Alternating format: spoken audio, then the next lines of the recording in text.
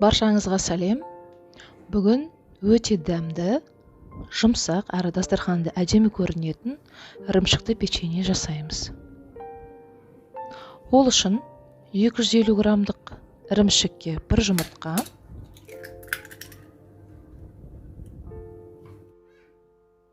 қант, сары май, 1 шымшы тұз, қант ванилі қосып араластырамыз. Масса біркелкі болу үшін блендерден өткіземін. Сіздерде қол блендері болса тіпті жақсы болады. Бұлай жеңілдірек болады. Қопсызғышты ұнға қосып, оны ситадан өткізіп,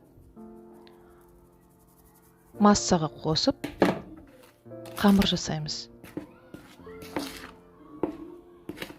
Ең алдымен мен осында ыдыста жасаймын. Одан кейін тақтайға түсіріп, қатты елеп керек емес қамырды тек жинап алсақ болды. Одан кейін қамырды тоңазытқышта 10-15 минутқа салып қоямыз. Кішкене біркелкі болу үшін қамырды.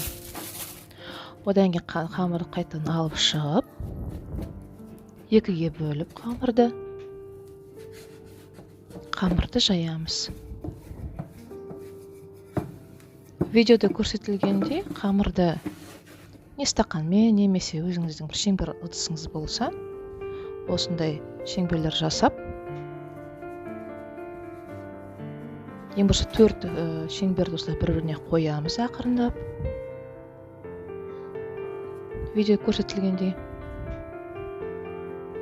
басынан бүктеп жинап аламыз. Содан кейін пышақпен ортасынан кесіп, розочка гүлін жасаймыз.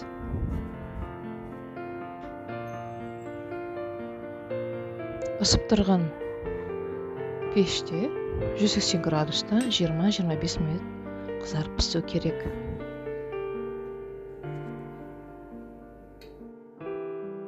Пісіп болғаннан кейін осындай қант пудрасын сепсеңіз болады. Осындай әп-әдемі, дәмді, жұмсақ печенье шығады. Шайларыңыз дәмді болсын.